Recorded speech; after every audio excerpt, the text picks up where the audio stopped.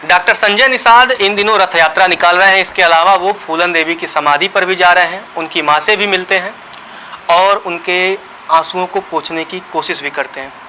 राजनीति कर रहे हैं या सच में संवेदना है? देखो, मैं एक माँ का बेटा हूँ और फूलन देवी की माँ है। उसकी आंसू मतलब हमारे समाज के आंसू है। फूलन देवी किसी एक हमारे समाज के नाम को पूरी दुनिया में रोशन किया। महिलाओं की आइकॉन थी।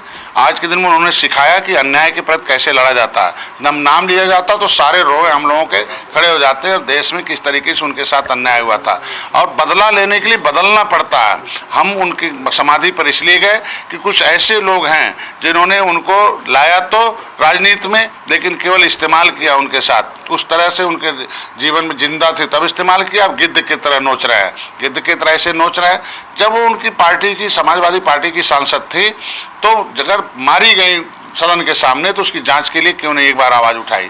आज के दिन में उसकी प्रॉपर्टी कहाँ गई? उसकी माँ को मिलना चाहिए। हम कहते इतनी तो हमदर्दी दिखानी चाहिए थी समाजवादी पार्टी को कि नहीं कुछ कर सकते थे तो उसकी पार्टी, उसकी जो उसकी विरासत थी उसकी माँ को दे देते तो आज वो भूखों नहीं मरती। हम कहते कि समाधि पर जाकर मैंने संकल्प लिया है कि फूलन देवी ने जैसे अत्याचार के बदले लिए थे उसी तरीके से समाज के साथ जितने भी अन्याय हुए हैं वो फूलन देवी को हम लोगों ने नमन करते हुए उनकी माँ को, जो उनकी जमीन पर हड़प रखा, जो उनका लेखा जोखा रखने वाले थे कैलाश चौरसिया जी, वो समाजवादी पार्टी के संरक्षण में संरक्षण दे दिया। धन विरासत देने के बजाय उन्हें संरक्षण दे दिया और संरक्षण दे के नाटक रखते हैं कि हम जो है उनकी मूर्ति लगाएंगे। हम कहते हैं कम से कम फूलन देवी के सपने को साकार उनकी माँ को तो देते। उनके गांव जाने के बाद देखो कि उनके मकान नहीं है। उनकी जो जमीन है जिसके लिए फूलन देवी ने बंदूक उठाई, वो अपराधी हैं, अधिकारी जिन्होंने न्याय नहीं दिया। दर दर न्याय मांगी, प्रशासन में गई, शासन में गई, उस समय जो सत्ता में थे उनके साथ गई, लेकिन न्याय नहीं मिला। हमको कहते हैं जाँच होनी चाहिए। हम शीर्ष नेत्री नड्डा साहब, अमित शाह से भी बात कर चुके हैं और अभी हम प्रभारी जी उनसे बात कर चुके हैं। माननीय मुख्यमंत्री से मिलेंगे तो बात करूंगा कि कम से कम ये जांच होनी चाहिए कि उसके हत्या में कौन कौन लोग शामिल रहे और सच सामने आना चाहिए। और उसकी मां की प्रॉपर्टी पर जो कब्जा किए हुए हैं वो विरासत उनकी मां को मिलना चाहिए। वो 40 साल से मुकदमे चल रहे हैं कि पहले लैंड सेटलमेंट एक्ट में जमीन जो जमींदारों से ट्रांसफर हुई तो बड़े भाई के नाम हो जाती थी, बड़ा भाई की जिम्मेदारी बनती थी सबको ट्रांसफर कर दे। पता चला उनका एक भाई, उनके बाबा जो थे बेईमान निकल गए। 3 भाई उनके बाबा थे और 2 बाबा उन्होंने मुकदमा कर दिया। मरने के बाद फूलन देवी मुकदमा लड़ने लगी। अब फूलन देवी जब मुकदमा लड़ने लगी तो सामंतवादियों के चंगुल में फंस के जो जमीन कब्जा किया था उन्हें कुछ जमीनें दे दिया और उन्हें फर्जी मुकदमे में 4-5 बार जेल भिजवा दिया।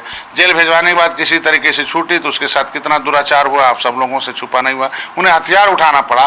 तो मैं तो ये मांग करता हूं कि एक जांच होनी चाहिए कि जो अधिकारी कर्मचारी उन्हें न्याय नहीं दिए उनके खिलाफ वो असली अपराधी हैं, उन्हें जेल जाना चाहिए और एक मैसेज जाना चाहिए कि इस तरीके का जो भी अधिकारी न्याय नहीं देगा उसे जेल के सलाखों में डाला जाएगा। फूलन देवी के उस सपने को निषाद पार्टी जो है डॉक्टर संजय पूरा करने के लिए एक संकल्प लेने के उसके माँ से मिल के आए हैं। उन्हें वादा करके आए उनकी माँ से कि बहुत जल्द हम जाँच कराएंगे, वो उनकी 50 करोड़ की जो प्रॉपर्टी है उनको आपको वापस कराएंगे और मकान भी बनवाएंगे। आप देख लीजिए वो कैसे टूटे मकान हमारे लोग चंदा देकर वहाँ मूर्ति लगाए हैं, चंदा दे लेके 3 कमरे का मकान बनवाए हैं। क्या इतनी संवेदनहीन सरकार थी कि जिस एमपी बनाई हो सरकार 2-2 बार बनाई हो बहन मतलब फूलन देवी ने, उस पार्टी ने इतनी संवेदनहीनता दिखाई कि उसकी माँ के लिए जो एमपी की सुविधा मिलती है लोक प्रतिनिधित्व के अनुसार सदन से कि माँ बाप को सुविधा मिलनी चाहिए तो उसके माँ को तो सुविधा मिलनी चाहिए ना, पेंशन मिलना चाहिए, उसकी माँ को इलाज मिलना चाहिए, आने जाने के साधन संसाधन मिलने चाहिए, सारे कुछ व्यवस्था होनी चाहिए। एक सांसद की माँ रही और ऐतिहासिक सांसद जिसको दुनिया में एक जगह दी गई हो, तो इसलिए समाजवादी पार्टी ये नाटक बंद कर दे। और निषाद समाज का बेटा डॉक्टर संजय जग गया है, अपने समाज को जगा दिया है।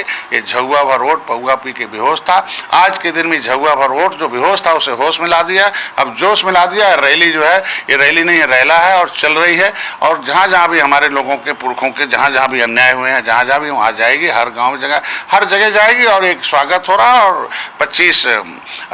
15 अक्टूबर को उसे लखनऊ की रमादेवी पार्क में जिस तरीके से 15 सितंबर 2016 को कई 10 लाख लोग आए थे, अब की 5 गुना से ज़्यादा लोग आएंगे और वहाँ संकल्प लिया जाएगा कि ये इनके 5 मुद्दे हैं। पहले तो फूलन देवी के जांच हो, उनकी प्रॉपर्टी उन्हें मिलना चाहिए और सज़ा होनी चाहिए और तुरंत मुकदमा डिसाइड करके उसकी माँ के नाम से उसके फूलन देवी के जो भाई है उसके नाम से ज़मीन मिलनी चाहिए और 40 साल से लटकाने वाले अधिकारियों को वहाँ से हटाना होगा और प्लस संसद से जो भी सुविधा हो उनकी माँ को मिलना चाहिए और जो इनकी प्रॉपर्टी पर कब्जा किया हो विरासत पर उसको सज़ा मिलनी चाहिए, उसे जेल के सलाखों में जाना चाहिए।